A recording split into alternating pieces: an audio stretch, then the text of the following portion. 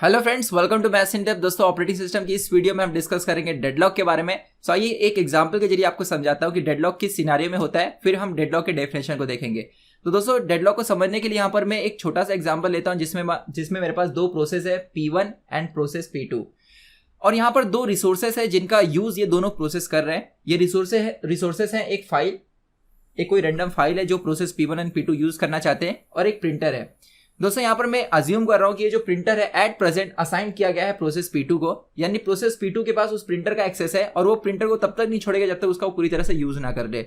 उसी तरह यहाँ पर जो फाइल है ये करंटली असाइंड है प्रोसेस P1 को, और मैं यहाँ पर अज्यूम कर रहा हूँ कि ये फाइल जब तक प्रोसेस P1 के पास है तब तक कोई दूसरा उस फाइल को एक्सेस नहीं कर सकता, इवन रीड करने के लिए भी।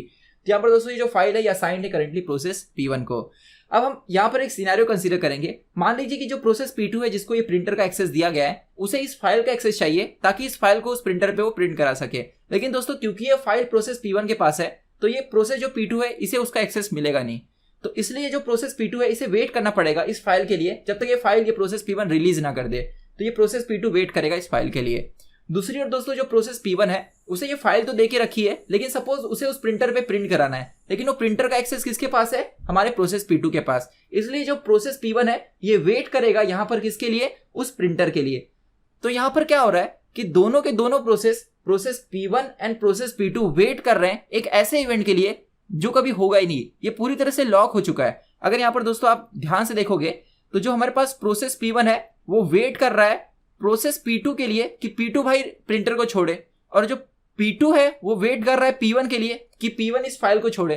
तो दोनों एक दूसरे के लिए वेट कर रहे हैं, और दोनों के दोनों दोस्तों इस तरह के लॉक में फंस गए जो कभी खुल ही नहीं सकता। तो ये किस तरह का लॉक है? एक परमानेंट लॉक है, और ये दोनों एक ऐसे इवेंट के लिए वेट कर रहे हैं जो कभी होगा ही नहीं, क्योंकि जब तक प्रिंटर ये छोड़ेगा नहीं तब तक उसे प्रिंटर मिलेगा नहीं, और ये प्रिंटर तब तक नहीं छोड़ेगा जब तक ये फाइल नहीं मिलेगी, और ये फाइल तब तक नहीं छोड़ेगा जब तक उसे प्रिंटर नहीं मिलेगा।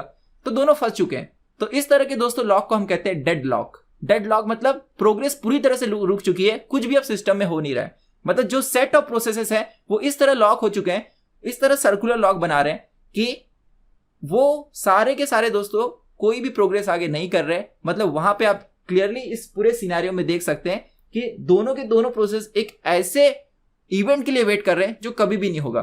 तो इसलिए हम डेडलॉक को इस तरह डिफाइन कर सकते हैं कि deadlock is permanent blocking. Permanent blocking मतलब ये परमानेंट ब्लॉकिंग है, अब ये आगे कुछ प्रोग्रेस ही नहीं होगा, कुछ दोनों के दोनों प्रोसेस कुछ नहीं कर सकते। ठीक है, इसका सॉल्यूशन क्या है आगे हम डिस्कस करेंगे।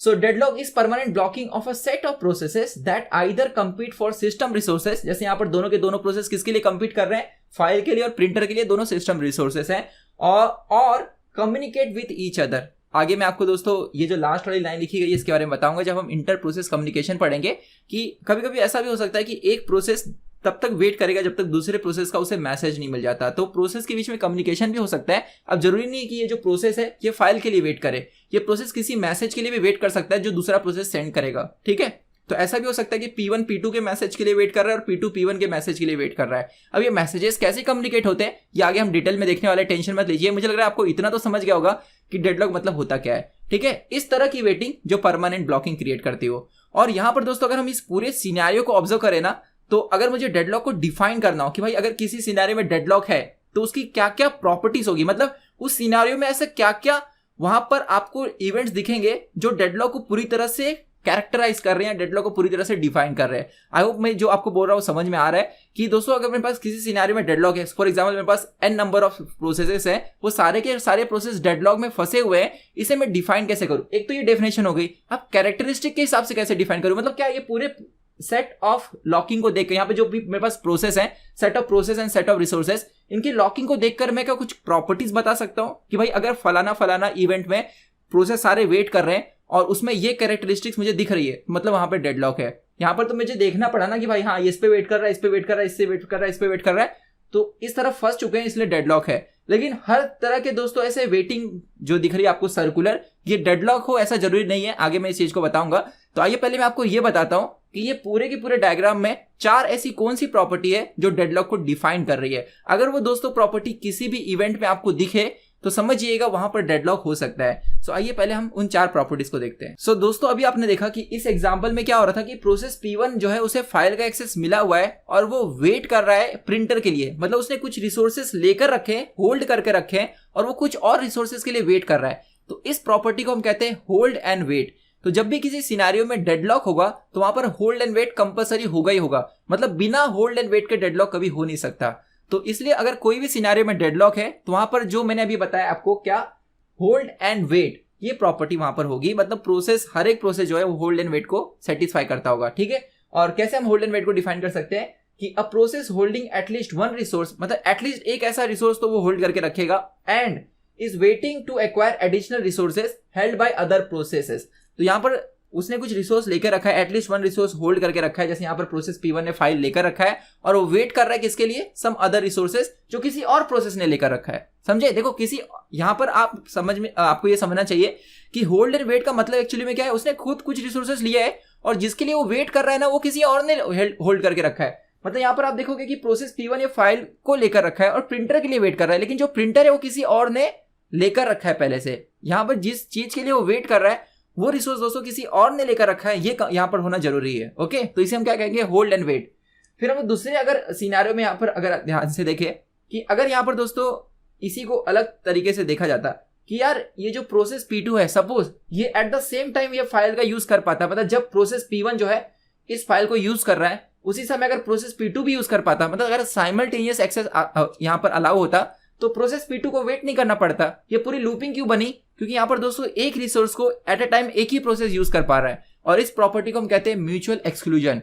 तो दोस्तों जब भी आपके पूरे सिनेरियो में डेडलॉक दिख रहा है ना, तो वहां पर म्यूचुअल एक्सक्लूजन होगा ही होगा, मतलब जो भी रिसोर्सेस है वो एट अ टाइम एक ही प्रोसेस यूज कर सकता है। तो नेक्स्ट जो प्रॉपर्टी आपको डेडलॉक में देखने को मिलेगी वो है म्यूचुअल एक्सक्लूजन। ये कौन सेटिस्फाई करेगा, सारे रिसोर्सेस, मतलब रिसोर्सेस को एट अ टाइम एक ही प्रोसेस यूज कर सकता है। तो यहाँ पर दोस्तों only one process at a time can use a resource. अगर ये प्रॉपर्टी आपको दिख रही है तो मतलब वहां पर डेडलॉक होने के चांसेस हैं। और मैं आपको ये कह रहा हूं कि दोस्तों जब भी आपको डेडलॉक दिखेगा तो वहां पर ये प्रॉपर्टी हो गई होगी, मतलब ये भी होगा और ये भी होगा। 4 प्रॉपर्टी है जो हर एक डेडलॉक को सेटिस्फाई करना ही पड़ेगा। अभी ये 2 मैंने बताया, 2 और बताता हूं। तो कोई भी अगर डेडलॉक दिखेगा आपको, कोई भी डेडलॉक दिखेगा तो उसमें वो 4 होंगे ही होंगे, चारों में से एक भी नहीं है तो डेडलॉक वो नहीं होगा, ठीक है। इस चीज को पहले दिमाग में बैठा लीजिएगा। दोस्तों थर्ड जो प्रॉपर्टी आप यहां पर देखेंगे कि सपोज अगर ऐसा होता था कि जब प्रोसेस P2 इस फाइल के लिए रिक्वेस्ट कर रहा है, अगर P2 के पास ऐसी प्रायोरिटी होती थी कि वो P1 से वो फाइल को छीन सकता था, मतलब प्रिंट कर सकता था, तो क्या उसे प्रोसेस P2 को वेट करना पड़ता था फाइल के लिए? नहीं करना पड़ता था।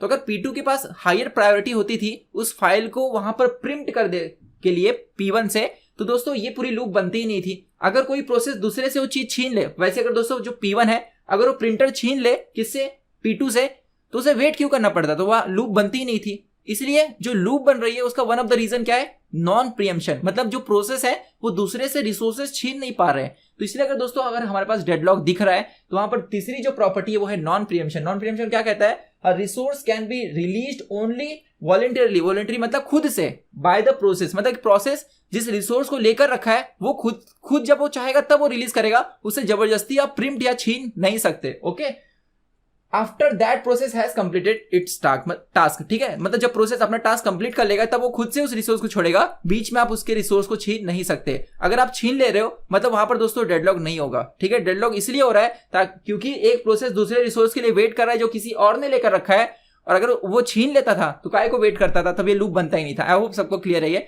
तो अब दोस्तों हम लोग बात करें सबसे मेन प्रॉपर्टी की, कि ये जो तीनों की तीनों तो आप समझ गए कि भाई होल्ड एंड वेट है, उसके बाद म्यूचुअल एक्सक्लूजन है, उसके बाद नॉन प्रीएम्पशन है। ये 3 प्रॉपर्टी तो डेडलॉक में दिखनी है, और ये तीनों की वजह से उसके बाद जो चौथी प्रॉपर्टी आएगी, मतलब ये 3 तो रहेंगे ही रहेंगे, जो चौथी यहां पर प्रॉपर्टी बन रही है दोस्तों वो है सर्कुलर वेट। मतलब आप देख रहे हो ये पूरे के पूरे प्रोसेस एक सर्कुलर वेटिंग कर रहे हैं।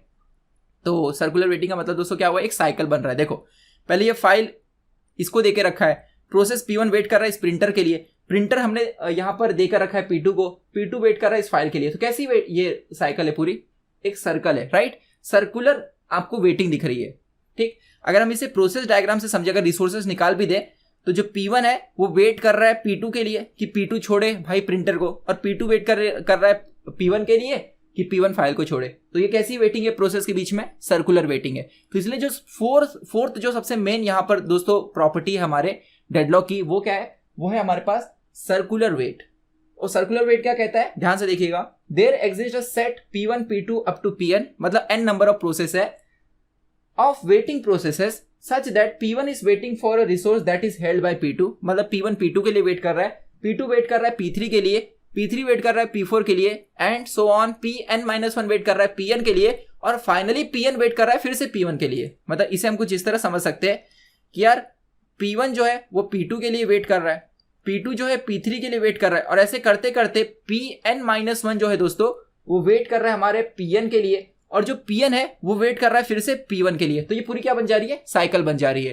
तो ये जो सर्कुलर वेट है इसका होना कंपलसरी है। और यहां पर दोस्तों जैसे ही ये चारों प्रॉपर्टी किसी इवेंट में आती है तो वहां पर आपको डेडलॉक देखने को मिलेगा। अब यहां पर एक क्वेश्चन आता है बहुत लोगों के दिमाग में, ये चारों के चारों नेसेसरी कंडीशन है या सफिशिएंट कंडीशन है। तो इसके ऊपर भी मैं आगे डिस्कस करूंगा कि अगर दोस्तों पूरे सिनारियो में हर एक प्रोसेस ये चारों प्रॉपर्टी को सेटिस्फाई करता है ना, मतलब जितने भी प्रोसेस है ग्रुप में सारे के सारे चार प्रॉपर्टी को सेटिस्फाई करते हैं, वहां पर डेडलॉक होगा ही होगा। आगे कंसेप्ट है सिंगल रिसोर्स इंस्टेंस और मल्टीपल रिसोर्स इंस्टेंस। तो वहां पर मैं आपको फिर से ये चारों प्रॉपर्टी के बारे में बताऊंगा कि क्या ये चारों प्रॉपर्टी नेसेसरी और सफिशिएंट दोनों है या सिर्फ नेसेसरी है। मुझे लग रहा है आपको नेसेसरी और सफिशिएंट के बीच में डिफरेंस पता होगा। जब मैं कह रहा हूँ नेसेसरी मतलब ये चारों के चारों लगेंगे ही लगेंगे, और जब कह रहा हूँ सफिशिएंट मतलब अगर ये चारों के चारों हो तो डेडलॉक होगा ही होगा।